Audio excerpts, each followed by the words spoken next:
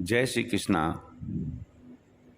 सनातन धर्म को मानने वाले सभी परिवारों में घर में एक पूजा कक्ष अवश्य रखा जाता है और उस पूजा कक्ष में अन्य देवी देवताओं के साथ साथ एक छोटे से लड्डू गोपाल भी होते हैं। लेकिन क्या कभी हमने ये सोचा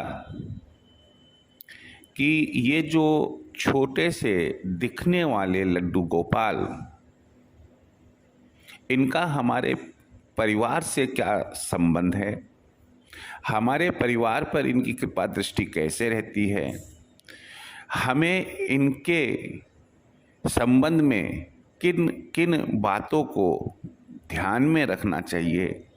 इनकी पूजा अर्चना, इनका भोजन और अन्य बहुत सी बातें कौन कौन सी ध्यान में रखनी चाहिए? क्यों? क्योंकि ये मान्यता है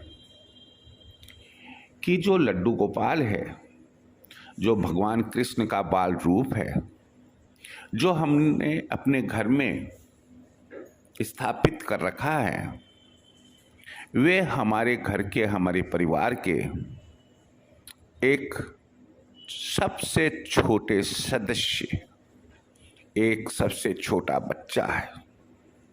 जिस तरह से माँ और पिताजी अपने छोटे से बच्चे का ध्यान रखते हैं, वो पूरा का पूरा ध्यान आपको लड्डू गोपाल का रखना पड़ेगा। कैसे रखना पड़ेगा? सुबह 6 से 7 बजे के बीच उनको बड़े ही प्यार से आपको जगाना होगा। आप ताली बजाकर जगा सकते हैं, मधुर भजन गाकर जगा सकते हैं, उनके माथे पर थोड़ा सा हाथ सहलाकर जगा सकते हैं, प्यार से जगा सकते हैं।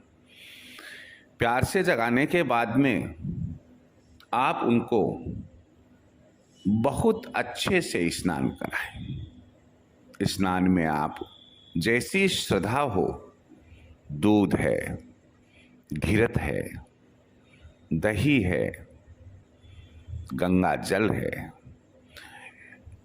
जैसी आपकी फुर्सत हो, आप उनका स्नान कराएं। उन्हें नए वस्त्र धारण कराएं। ध्यान रखें कि रोजाना उनके वस्त्र बदलना जरूरी होता है। अब सवाल यह हुआ कि जब रोजाना हम वस्त्र बदलेंगे तो अगले दिन के जो वस्त्र है वह कौन से लेंगे काम में? तो यहाँ एक चीज़ को ध्यान रखें कि कभी भी लड्डू गोपाल को पहले के पहने हुए वस्त्र आप नहीं पहनाएंगे। यदि आप नए वस्त्र रोजाना नहीं पहना सकते हैं तो एक बार पहनाए हुए वस्त्रों को आपको खूब अच्छे से धोकर और उसके बाद धुले हुए वस्त्र ही लड्डू गोपाल को पहनाएंगे। जब लड्डू गोपाल का वस्त्र पहनाने का काम पूरा हो जाए तो बड़े ही प्यार से उन्हें आप तिलक लगाएं। उन पर आप, उनके वस्त्रों पर आप इत्र लगाएं और उसके बाद में आप छोटे से गिलास में उन्हें गाय का दूध, जैसा एक बच्चा पीता है उस तरीके से बड़े प्यार से उन्हें पिलाएं और सुबह का नाश्ता कराएं। ये होने के बाद ही परिवार के अन्य सदस्य नाश्ता करेंगे। उसके बाद में दोपहर का भोजन कराएं उन्हें। दोपहर का भोजन कराने के बाद में उनको दोपहर में बड़े ही प्यार से सुलाएं, जैसे एक छोटे बच्चे को सुलाते हैं। संध्या समय हल्का फुल्का नाश्ता दे उनको, और रात के समय पुनः उन्हें भोजन कराएं। इस तरह से आपने देखा, सुना कि लड्डू गोपाल को कम से कम 4 बार भोग अवश्य लगाए। भोग लगाने के साथ साथ आपको एक बात और ध्यान में रखने की है कि प्रत्येक भोग के बाद में आपको आरती अवश्य बोलनी चाहिए। रात का भोग लगाने के बाद आप उनको समय पर, जैसे बच्चे को समय पर सुलाते हैं, आप उनको भजन सुनाकर, लोरी सुनाकर, बड़े ही प्यार से उनके पूरे बदन को सहलाकर आप उन्हें सुलाएं। आप हमेशा ध्यान रखें कि घर में जब भी कोई नई वस्तु आए तो वो नई वस्तु सबसे पहले, चाहे खाने पीने की हो या अन्य हो, सबसे पहले लड्डू गोपाल का भाग, यानी कि सबसे छोटे बच्चे का भाग आप अवश्य निकालें।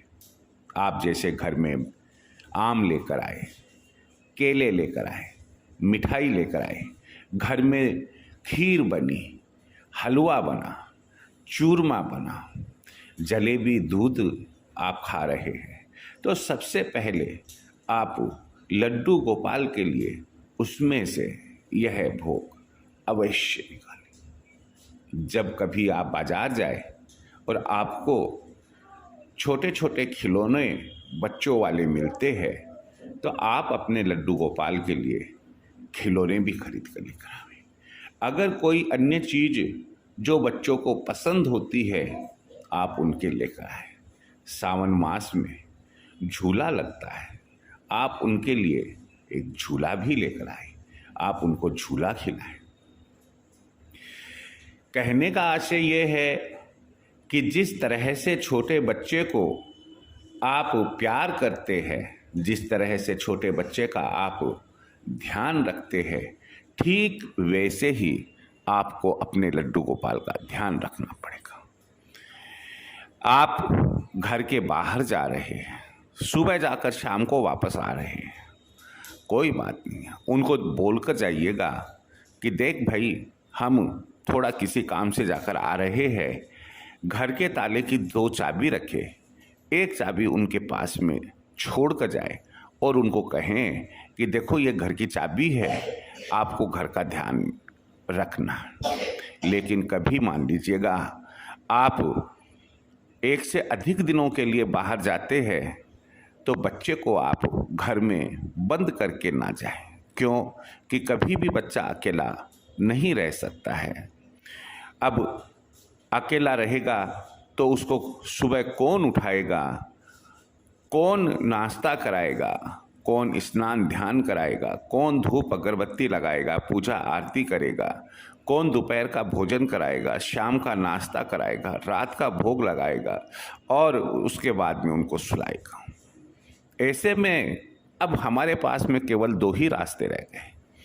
एक रास्ता तो यह है कि हम अपने लड्डू गोपाल को अपने साथ में ही, जैसे हम अपने बच्चे को नहीं छोड़कर जा सकते हैं, जहाँ पर भी जाए, चाहे आप पिकनिक मनाने के लिए जा रहे हैं, चाहे आप किसी से मिलने के लिए जा रहे हैं, चाहे आप किसी तीर्थ स्थल की यात्रा पर जा रहे हैं, आप अपने लड्डू गोपाल को साथ में रखें, ताकि समय समय पर आप लड्डू गोपाल का भोग लगा सके और उनको ये भी कह सके कि देखो, इस वक्त अपन मथुरा वृंदावन है, इस वक्त अपन रामदेवरा है, इस वक्त अपन खाटू श्याम हैं, आप दर्शन कीजिएगा।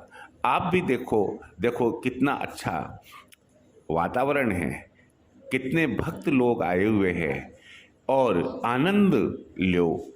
ये बातें हमें सीधे सीधे प्रत्यक्ष रूप से अपने लड्डू गोपाल से कहनी पड़ेगी। मान लो कोई कारण ऐसा रह गया, जैसे बस में जा रहे हैं या ट्रेन से जा रहे हैं, और ऐसा होता है कि हमें ये लगता है कि हमारा बच्चा तकलीफ पाएगा, हम उनकी देख रेख, सेवा पूजा, भोग आदि समय पर नहीं लगा पाएंगे, तो ऐसी स्थिति में आप अपनी बहन, बेटी, भुआ आदि यदि कोई हो, लेकिन ध्यान रखें कि जो आपके लड्डू गोपाल से प्यार करे। बच्चा वहीं रहना पसंद करता है जिस घर में उसको प्यार मिलता है। यदि वो प्यार करती है तो आप उनको कह सकते हैं कि देखो भाई, थोड़े दिन के लिए हम जा रहे हैं, हमारे इस बच्चे को का ध्यान रखना और समय समय पर हम इनको ये खिलाते पिलाते हैं। यदि हमें कुछ जैसे उनके लिए ड्राई फ्रूट्स देकर जाना है, उनका पूजा का कोई विशेष सामान है, उनके कोई वस्त्र आदि है, वो हम उनको देकर चले जाएं और उनको कहे कि आप ईमानदारी से और सच्चाई से इनका ध्यान रखना। और यदि मान लो भुआ या बहन नहीं है तो ऐसी स्थिति में आप अपने किसी अच्छे पड़ोसी जो कि अपने धर्म को मानने वाले हो, जो लड्डू गोपाल की सेवा कर सके, आप उन्हें भी दे सकते हैं और उन्हें भी कह सकते हैं कि जब तक हम आए हमारा बच्चा आपके पास रहेगा और इसका पूरा ध्यान आपको रखना। यहाँ एक बात और कहना चाहूँगा मैं आपको कि कई बार ऐसा होता है कि घर में अशुद्धता हो जाती है। अशुद्धता का मतलब होता है जब घर में कोई बच्चा जन्म लेता है तब कुछ दिनों के लिए जब तक कि इस नहावन वगैरह नहीं होता है तब तक के लिए अशुद्धता उस घर में रहती है और देवी देवताओं की पूजा पाठ आदि नहीं होते हैं, मंदिर की साफ सफाई नहीं होती है। इसी प्रकार से जब घर में कोई मौत हो जाती है, छोटी बड़ी कोई भी किसी भी प्रकार की मौत हो जाती है, तो ऐसी स्थिति में भी वह घर अपवित्र माना जाता है और उस घर में धूप बत्ती नहीं होती है, भगवान की मंदिर में पूजा नहीं होती है। तो फिर ऐसी परिस्थिति में आपका लड्डू गोपाल, आपका बच्चा क्या उतने दिन तक भूखा रहेगा? क्या उसको भोग नहीं लगाएंगे? क्या उसको स्नान नहीं कराएंगे? क्या उसके कपड़े नहीं बदलेंगे? क्या उसका लाड प्यार दुलार नहीं करेंगे? तो ऐसी स्थिति में जब आपके घर में ऐसा हो तो ये गलती ना करे कि किसी पड़ोसी को बुलाकर आप कह दे या अपनी बहन को या बुआ को बुलाकर आप ये कह दे कि भाई आप थोड़ा घर पर आकर ऐसा कर लेना, क्योंकि आपका घर तो अपवित्र है और अपवित्र घर के अंदर आप अपने लड्डू गोपाल को अच्छा भोजन कैसे करा सकते हैं? आपके तो सब अपवित्र है। तो इसलिए बढ़िया रहेगा, अच्छा रहेगा कि आप किसी रिश्तेदार के या बहन भुआ के या किसी अच्छे पड़ोसी के यहाँ उतने दिन तक के लिए जितने दिन आपके यहाँ अशुद्धता रहती है, लड्डू गोपाल को आप छोड़े और उनसे प्रार्थना करें, निवेदन करें कि वे आपके लड्डू गोपाल का बच्चे की भांति ही पूरा ध्यान रखें, समय समय पर भोग आदि लगाते रहें। यहाँ पर एक विशेष बात मैं आपसे और शेयर करना चाहूँगा और वह यह है कि जन्माष्टमी का जो पर्व होता है वो श्रेष्ठ पर्व होता है।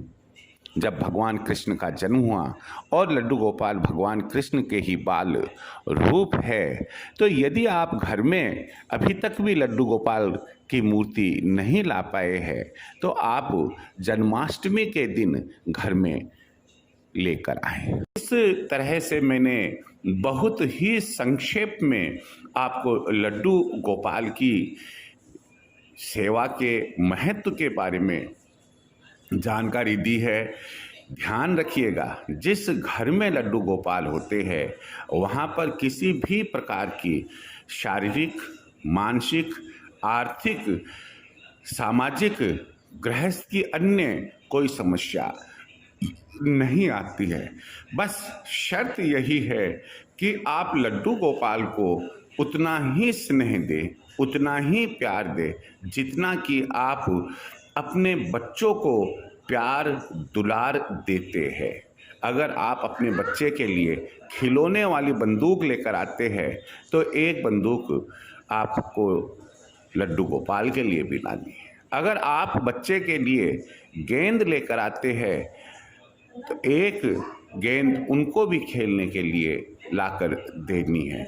इस तरह से लड्डू गोपाल का पूरा ध्यान रखें। मानकर चलिएगा कि ये मान्यता है, जिस घर में लड्डू गोपाल होते हैं उस घर से हारी, बीमारी, पीड़ा, दुख, संकट, दरिद्रता कोसों दूर होती है, कोसों दूर होती है। इसलिए आप इनकी मूर्ति का, इनकी सेवा का, इनके भोग का और इनके लाड प्यार का आप पूरा ध्यान रखें। अभी तक अगर आपके घर में आपने मंदिर में स्थापना नहीं की है लड्डू गोपाल की, तो आप लड्डू गोपाल की स्थापना करें और जो नियम मैंने आपको सेवा पूजा के बताए हैं उन नियमों का पालन करें।